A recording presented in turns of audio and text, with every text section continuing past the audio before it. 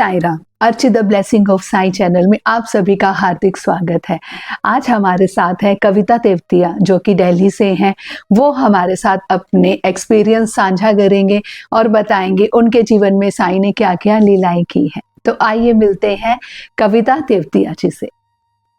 ओम साई राम। जय Sai Ram. Welcome to our channel. Thank you so much जो आपने समय निकाला हम सब साई भक्तों को अपनी लीलाएं सुनाने के लिए। सबसे पहले तो मैं बाबा का धन्यवाद करना चाहूँगी कि उन्होंने मेरे को यहाँ बोलने का मौका दिया, अनुभव शेयर करने का मौका दिया। और आपके चैनल का भी बहुत बहुत धन्यवाद।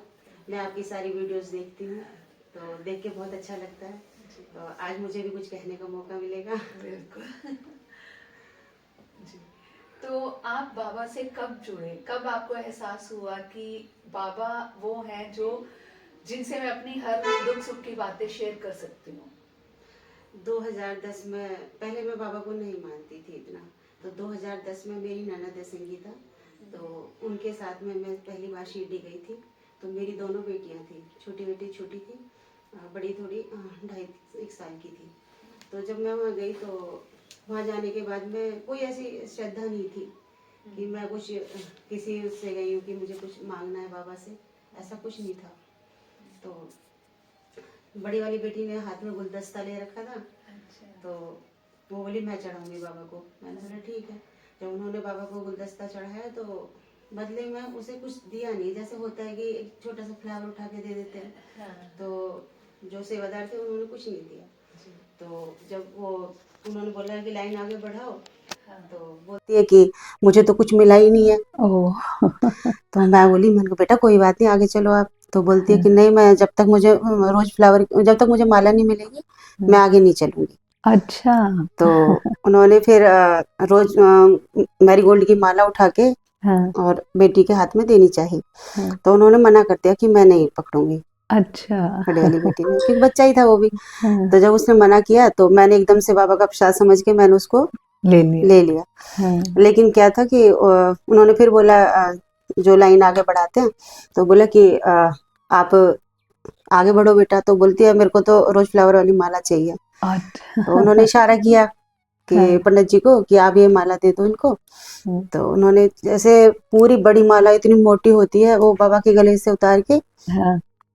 और बेटी के हाथ में देनी चाहिए, लेकिन बेटी पकड़ नहीं सकी उसको क्योंकि बहुत हैवी बहुत थी। हैवी। हाँ। मैंने उसको फिर पकड़ा और हम आ गए उसके बाद। तो मेरी जो ननद है वो बोलती है कि कविता शायद ना बाबा तेरे को कुछ देना चाहते हैं। हाँ। मैंने कहा क्यों? तो कह रही 2-2 माला मिली है।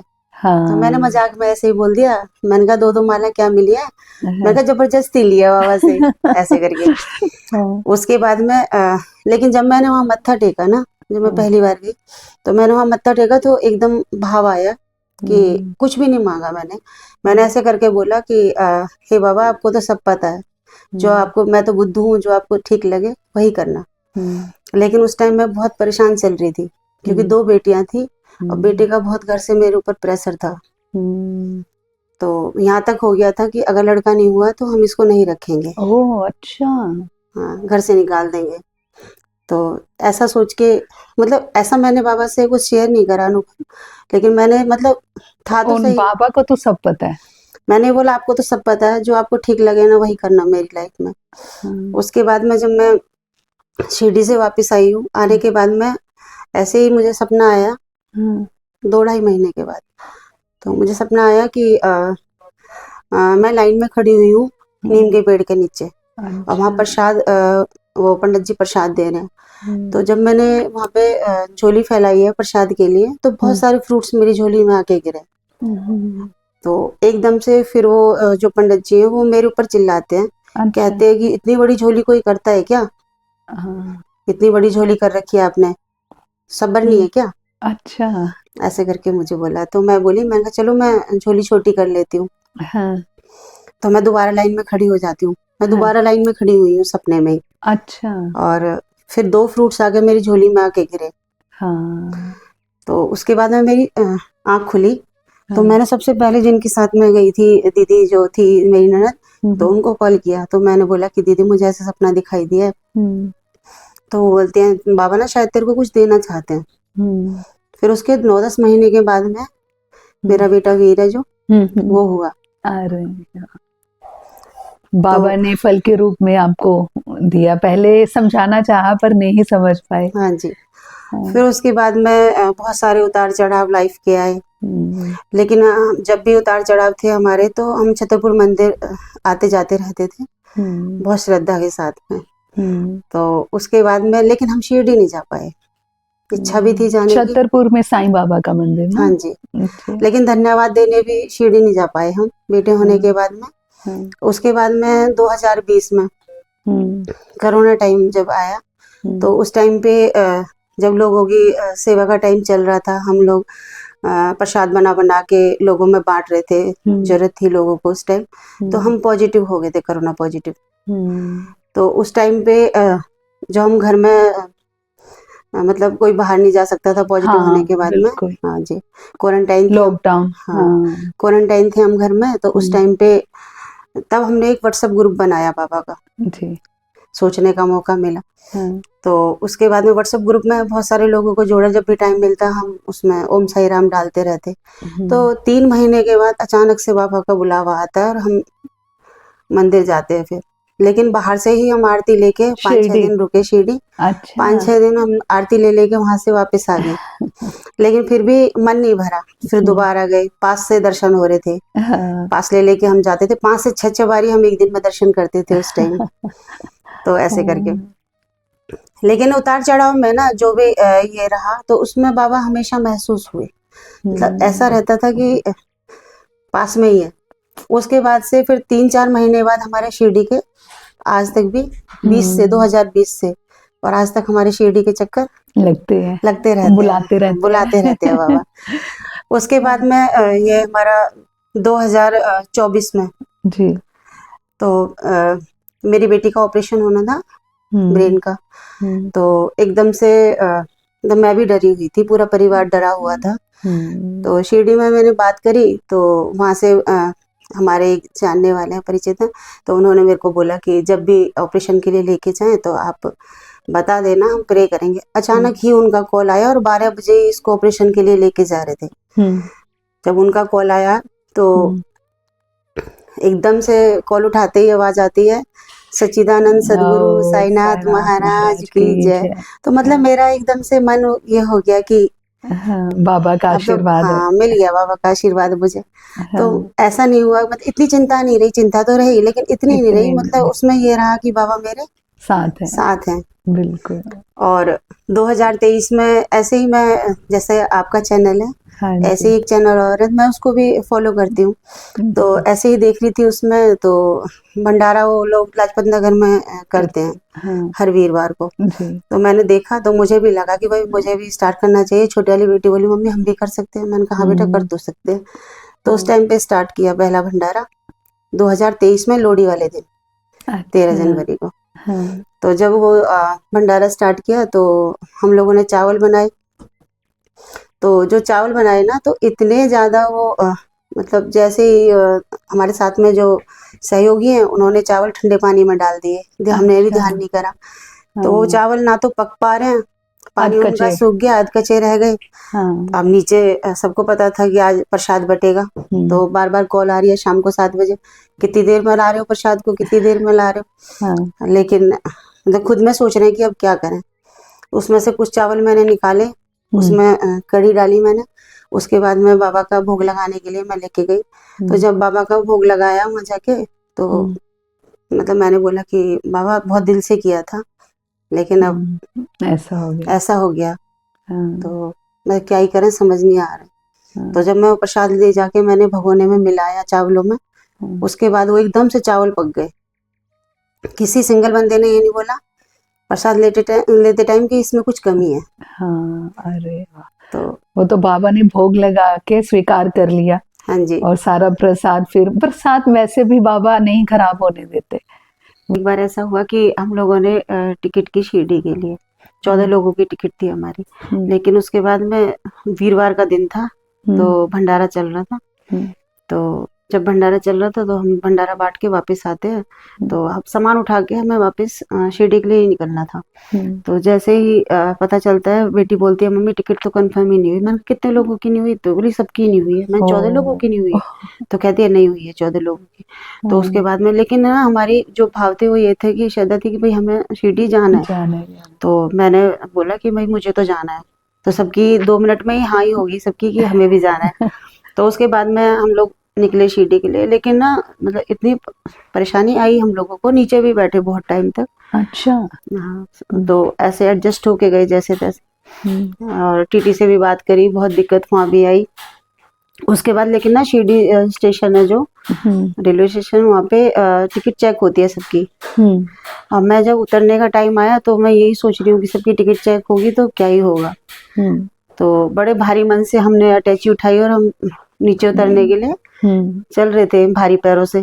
तो उसके बाद में जैसे ही हम उस पे बग्गी के बाहर निकले तो मुंडी बाहर निकालते ही हम लोग देखते हैं कि हमारे 2 ऑटो वाले वहाँ जानने वाले थे और दोनों ही हमारी बग्गी के सामने खड़े हुए हैं। तो देखते ही वो बोले कि दीदी कब आए? मैंने बोला कि कह रहे बताया भी नहीं।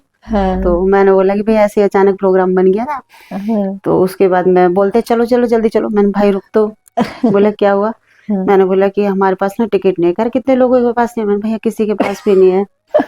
तो बोले अच्छा। फिर उन्होंने पीछे से हम लोगों को निकाला।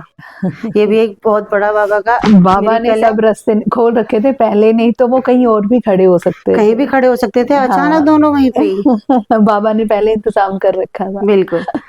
तो ऐसे करके ना मतलब बाबा का तो मतलब कहीं भी देखो लाइफ में ऐसा है कि हर जगह लगता है। अभी तो कुछ टाइम पहले की बात है, 8-10 दिन पहले की। तो मेरे पास एक भंडारे का ऑर्डर था। तो सुबह सुबह बेटे को भी स्कूल भेजना होता है। हाँ बिल्कुल। हाँ जी। और शॉप का भी सब्जी वगैरह मुझे बनाना होता है। और उस टाइम का ही ये था कि कढ़ी चावल बनाना था। तो मैंने जो भैया बुला रखे थे हेल्प के लिए, मैंने उनसे पूछा कि आप बना लोगे, चावल बना लेते हो? तो बोला हाँ बना लेते हैं। तो मैंने बोला कि चलो ठीक है, मैं दोनों काम वो निपटा लेती हूँ। तो उसके बाद में जब मैं वो काम कर रही थी तो एकदम से अचानक आके बोलते हैं चावलों का पानी सूख गया है। तो मैं बोली, मैंने कहा ठीक है। मैंने जाके देखा तो मैंने उसमें पानी डाल दिया। मैंने कहा ये निकाल लेना आप। तो बोले ठीक है। लेकिन उन्होंने जब निकाला ना तो थोड़े निकालने के बाद और पानी डालना था। उन्होंने क्या करा, सारा मांड समेत सारा निकाल लिया। पूरा चावल खिचड़ी हो गया। अब समझ ना आए कैसे करूं। तो मैंने बोला कि मतलब बाबा को दिल से याद किया। मैंने कहा सब खराब हो गया, इतना टाइम भी नहीं है कि हम दूसरा बना पाए। तो अब एकदम से अचानक से हमारे जो फैमिली हलवाई है उनका कॉल आता है। हम बोलते हैं कि क्या कर रहे हो? मैंने बोला कि आप कहाँ हो? सीधा कॉल, क्योंकि मन में ये भी था डाउट कि भाई कैसे होगा। हाँ। तो बोले मैं यही यूसुफ सराय में हूँ। तो मैंने बोला कि आप घर पे आओ ना एक बारी। तो बोला क्या हुआ? मैंने बोला कि भाई हमारा मैंने तो सब खराब कर दिया है। तो बोले कि अच्छा ठीक है। तो उन्होंने आके उसमें ऑयल वगैरह लगा के अपने तरीके से, हलवाई होता है। तो उन्होंने गार्निश कर दिया उसको अच्छे से। और कढ़ी तो बढ़िया बनी थी। तो उसके बाद में वो वहाँ भेज दिया तैयार करके। लेकिन टाइम पे जब मैंने बाबा से मदद मांगी कि कैसे करूं, तो टाइम पे अचानक उनका कॉल आना बड़ी बात थी। ये भी चमत्कार था बाबा का। तो उसके बाद में किसी एक सिंगल बंदे ने ये नहीं बोला कि इसमें कोई कमी थी। तो बाबा के तो अनगिनत एक्सपीरियंस बाबा ऐसे हैं जो हर पल खड़े रहते हैं, वो दिखाते हैं कि मैं हूँ, चिंता मत कर। हाँ जी। पर परीक्षा भी उतनी ही लेते हैं।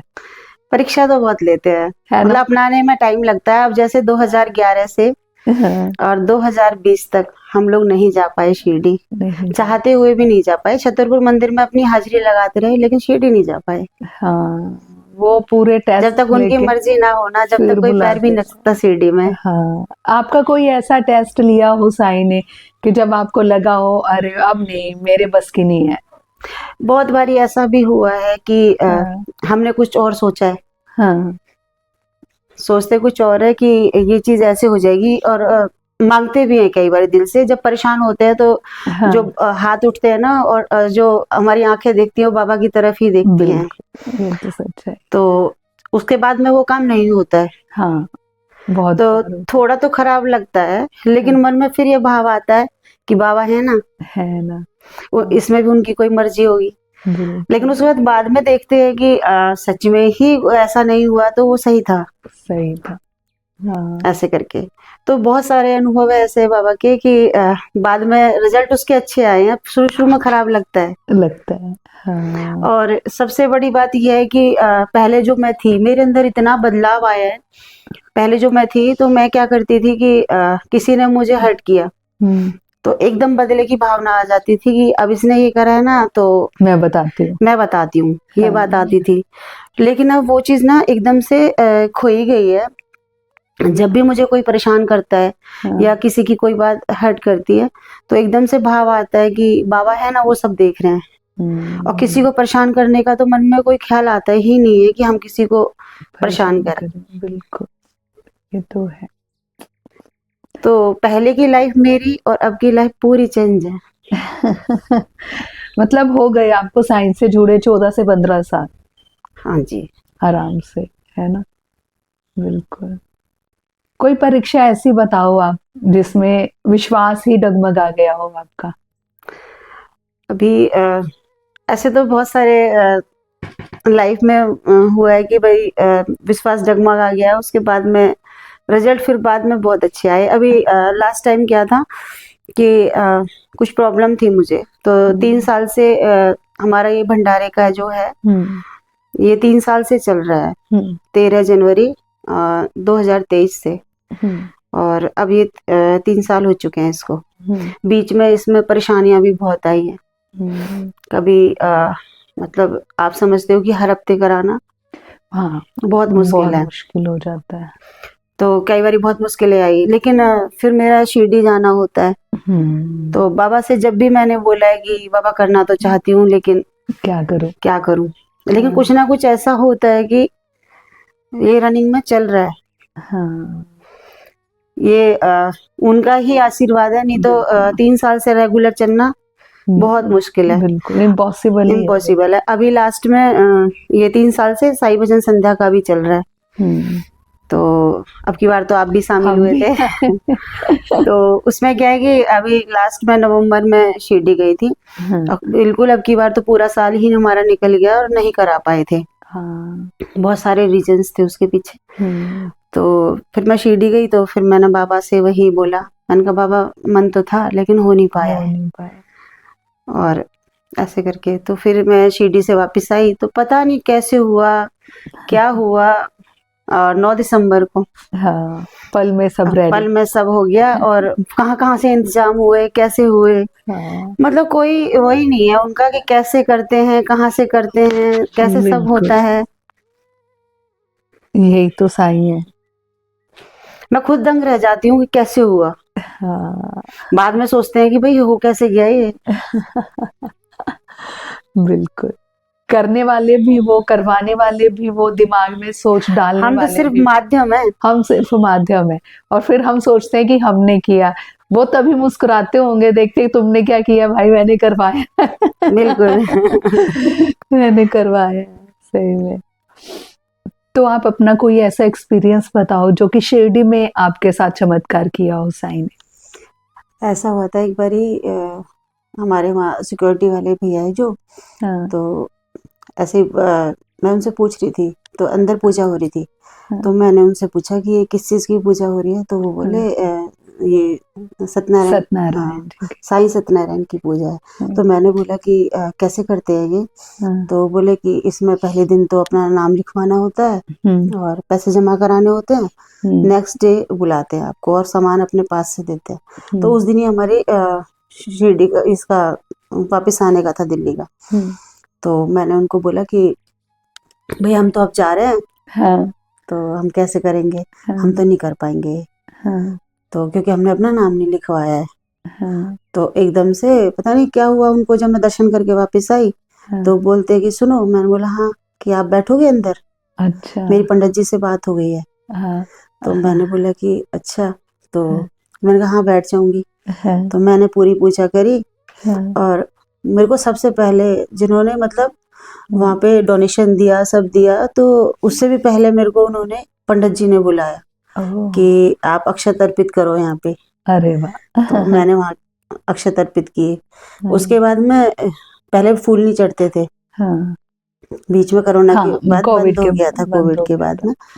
तो फिर मेरे को बोला कि मेरे अंदर भाव था कि मैं अब फूल नहीं चढ़ा पाई, माला चढ़ानी थी मुझे, तो ऐसे करके तो फिर मैं बोली, मैंने कहा चलो चावड़ी में चढ़ा देती हूँ, वहाँ चढ़ा सकते थे। हाँ, तो ऐसे करके मैं फूल की दुकान ढूंढती ढूंढती काफ़ी दूर निकल गई। वहाँ जाके मुझे दुकान मिली। मैंने उससे पूछा, मैंने कहा भैया ये कितने की है? तो बोलते हैं 350 की। तो मैंने बोला कि भाई 350 के हिसाब से तो महंगी लग रही है मुझे। तो मैंने देखा जो दूसरी माला, तो मैंने बोला कि ये कितने की है? बोले 151 की। तो वो देखने में ठीक लग रही थी, तो मैंने बोला कि ये वाले कर दो आप। तो पता नहीं क्या हुआ उनको मन, लेकिन मेरा वो 350 वाली पे ही था। तो मैं बोली क्या नाम है, ये वाली कर दो आप। तो बोले ठीक है। तो 150 वाली के लिए मैंने बोला 151 वाली के लिए। तो उसके बाद में उन्होंने पता नहीं क्या ही मन में आई उनके, जो पंडित जी हैं, वो जो माला बनाने वाले, वो बोलते हैं कि आप ना ये 350 वाली माला ये उठाओ और जो ये साइड वाला मंदिर है ना, तो बाबा के गले में डाल दो। मैंने बोला कि क्यों? तो बोला आपको बोल तो रहे हम कि आप उठाओ और ये उनके गले में पहना दो। मैंने वो माला उठाई तो बाबा के गले में पहनाई। हाँ, उसके बाद में 1-2 माला और उन्होंने मेरे को दी। तो बोले ये भी पहना दो। मैं बोली कि भाई क्या ही हो रहा है। पहले साईं सत्यनारायण की पूजा करवाई, उसके बाद माला डलवाई। फिर मैंने जो वहाँ से बाबा के लिए चावड़ी के लिए ली थी, फिर वो ली, फिर मैंने वहाँ पहनाई। तो ऐसे करके मतलब ऐसा लग रहा है कि वो मतलब सुनते हैं हर जगह ना कि क्या है, सुनते हैं बिल्कुल। तो ऐसे बहुत सारे एक्सपीरियंसेस हैं। बिल्कुल। बाबा दिल से अगर कहोगे ना तभी सुनेंगे। अगर उठते बैठते चलते फिरते आपकी आस्था विश्वास होना चाहिए, भाव होना चाहिए। आपकी मांग में भी एक भाव होना चाहिए कि हाँ हम अपने बाप से मांग रहे हैं या हमारे बाबा से मांग रहे हैं। एक्चुअली क्या है कि 2016 में मेरे पापा नहीं रहे। हाँ, तो 2016 में नहीं रहे, तो उसके बाद में ना मतलब ऐसा फील होता है मुझे कि जब भी मैं शिरडी जाती हूँ, तो ये लगता है कि मैं अपने मायके आई हूँ। बिल्कुल। तो कई बार तो ऐसा होता है कि अगर हम भगवान का सोचते हैं, तो ये लगता है कि मांगना नहीं चाहिए। लेकिन जब ये सोचती हूँ, उस एंगल से सोचती हूँ कि मैं तो अपने मायके आई हूँ, फिर तो मांगना तो बनता है। फिर उनकी चेहरा देख के ये लगता है कि उनसे नहीं बोलूंगी तो और किससे बोलूंगी। तो दोनों भाव अलग है। बिल्कुल, मांगना ना मांगना मेरे को लगता है दोनों ठीक है। टोटली डिपेंड करता है आप पे, क्योंकि अब ये बात भी सच है, अगर उनसे नहीं मांगेंगे तो किससे मांगेंगे। और अगर ये कहना कि मैं नहीं मांगती, वो भी आपका अपना एक भाव है ना। तो शिरडी से जब भी मैं जाऊंगी तो एक खुशी होती है कि भाई मतलब इससे ज्यादा खुशी की बात कुछ नहीं है कि मैं शिरडी जा रही हूँ। पैकिंग में लग जाते हैं, सब तैयारी करते हैं। उसके बाद जैसे ही वहां से वापस आने का 2 दिन तो अच्छे से गुजरेंगे, तीसरे दिन मन में भाव आने लगता है कि जाने का टाइम हो गया है। तो जब जाने का टाइम सोचते हैं, तो मतलब जब वो लास्ट वाले दिन के दर्शन करते हैं ना, उस टाइम तो सब रोते हैं, बहुत भारी हो जाता है और वहां से आना बहुत मुश्किल हो जाता है। तो जाते टाइम के भाव और आते टाइम के भाव दोनों में बहुत अंतर है। हाँ, पर दोनों में प्यार है। बिल्कुल। हाँ, अब अर्चित 2 साल का है, वो भी जब हमारा लास्ट दर्शन होता है ना, तो समाधि मंदिर में जो थंब बने हुए हैं, है ना, साइड में, उनको पकड़ के वो इतना रोता है, वो चुप ही नहीं होता। मतलब उसमें भी ये है कि आज मैं जा रहा हूँ यहाँ से। ये हर बच्चा लगा लो, बड़ा बूढ़ा, सब में है ये भाव। बिल्कुल। मेरा एक अनुभव और है जो मैं आप सबके साथ में साझा करना चाहती हूँ। एक्चुअली मैं क्या है कि 2 साल पहले शिरडी गई थी, तो रात के टाइम को 10 से 11 बजे के टाइम वहाँ पे स्टॉल लग जाती हैं बाहर। हाँ, देखा होगा आपने। हाँ जी। तो वहाँ पे क्या है कि सामान बिक रहा था, लकड़ी वुडन वर्क का सारा सामान था। तो मैंने देखा कि अपने आप ही भाव आया मेरे मन में। तो मैंने बोला कि नंदिनी, बड़ी वाली बेटी को, तो कहती हाँ। मैंने कहा ये बेलन ले लें। तो बोलती है कि क्या करोगी बेलन का, हमारे वहाँ बेलन की कमी है क्या? तो मैंने बोला कि नहीं, मन हो रहा है मेरा, अच्छा लग रहा है। तो बोलती है कि ठीक है आप ले लो। तो पता नहीं है वो बाबा का ही वो था चमत्कार क्या था कि वही बेलन मेरे घर आया।